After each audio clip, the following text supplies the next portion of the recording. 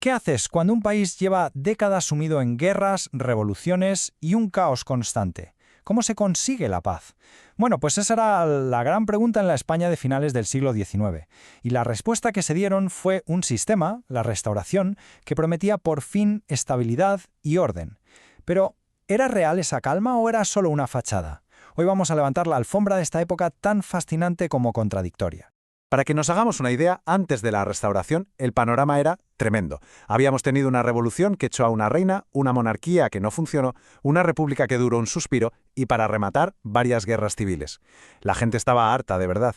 La pregunta en el aire era casi desesperada: ¿cómo paramos esta locura? ¿Es posible construir un sistema político que de una vez por todas traiga un poco de paz? Para entenderlo, vamos a seguir una ruta muy clara. Primero, veremos el pacto oficial, la cara bonita del sistema. Después, nos meteremos en la sala de máquinas para ver qué lo hacía funcionar de verdad. Luego escucharemos a todos los que se quedaron fuera de la fiesta. Y para terminar, el momento en que todo se tambaleó, la crisis del 98. ¡Vamos allá! Venga, pues empezamos por el principio. Vamos a ver el diseño oficial de la Restauración. Esa fachada que, como decíamos, prometía orden y progreso para todos. Y si hablamos de un diseño, tenemos que hablar de su arquitecto, Antonio Cánovas del Castillo. Un político de derechas que lo tenía clarísimo. Su objetivo era uno: acabar con los golpes de Estado y las revoluciones. ¿Y su solución? Traer de vuelta a la monarquía, a los Borbones, con el joven rey Alfonso XII. Pero ojo, no como un rey absoluto, sino como una especie de árbitro que controlaba el juego político. Y las reglas de ese juego se escribieron en la Constitución de 1876. Esta fue la pieza clave de todo el invento. ¿Por qué? Pues porque le daba un poder inmenso al rey. No solo elegía al gobierno, sino que podía cerrar el Parlamento cuando le diera la gana. Y esto es fundamental para entenderlo todo. El poder no venía de las urnas, del pueblo hacia arriba. ¿Qué va? El poder fluía desde el rey hacia abajo. Él era el que repartía las cartas.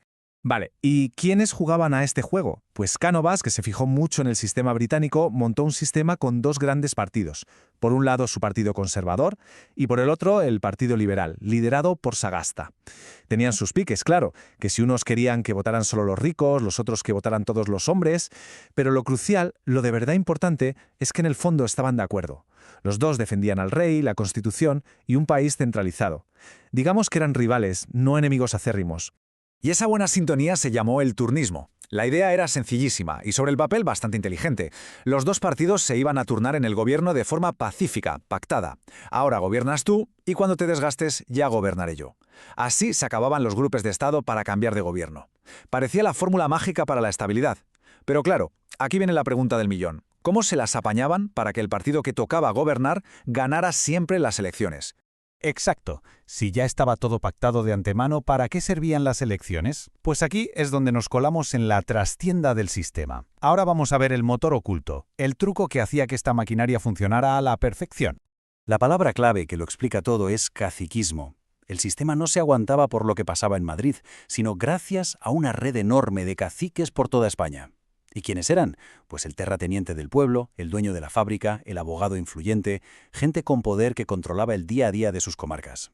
Eran los que daban trabajo, los que hacían favores, y a cambio, la gente les devolvía el favor votando a quien el cacique les decía.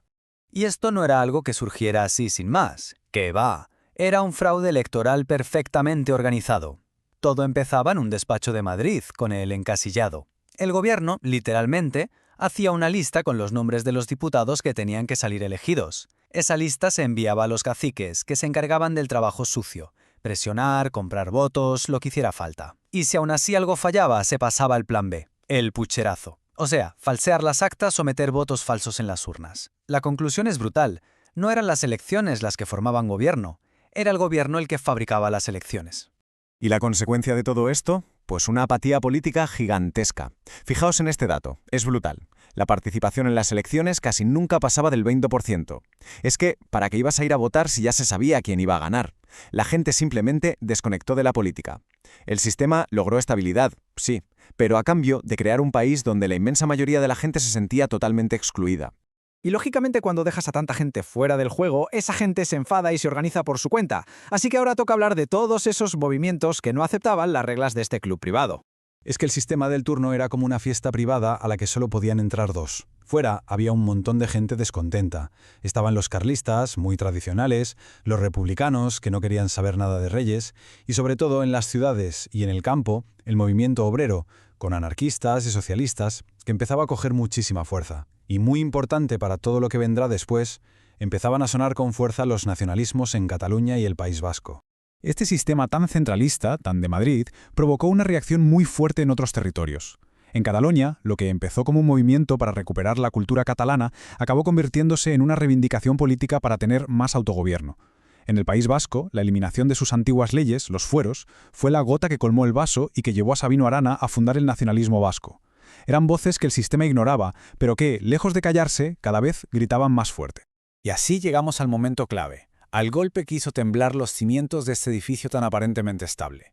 Y lo curioso es que la crisis no vino de dentro, sino de fuera, la pérdida de las últimas colonias de España. A finales del siglo XIX, a España ya solo le quedaban las migajas de su enorme imperio. Cuba, Puerto Rico y Filipinas. Cuba era la joya de la corona, claro. El problema es que allí había cada vez más gente que quería la independencia, y además había un nuevo actor en el mapa, Estados Unidos, que le había echado el ojo a la isla.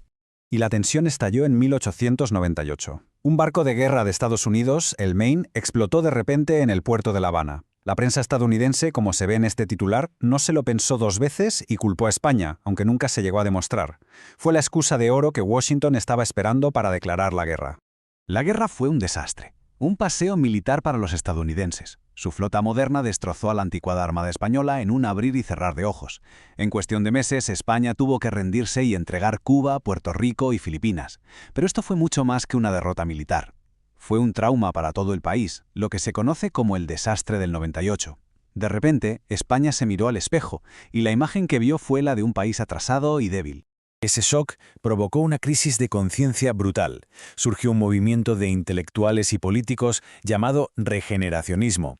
Y Joaquín Costa, uno de sus líderes, lo resumió en esta frase genial. Lo que venía a decir era, miren, dejémonos ya de historias de imperios y glorias pasadas, eso de echarle 7 llaves al sepulcro del Cid, y centrémonos en los problemas reales, educar a la gente, escuela, y modernizar la economía, despensa.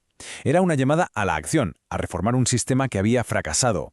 Y así, el sistema que se había creado precisamente para que no hubiera caos, acabó metido en una crisis de identidad tremenda. El desastre del 98 no lo destruyó de golpe, pero le hizo unas gritas enormes, irreparables. Todas esas tensiones que el sistema había intentado meter debajo de la alfombra, el problema obrero, los nacionalismos, la falta de una democracia real, iban a estallar con una fuerza imparable en los años siguientes. Por eso, la pregunta final es obligada.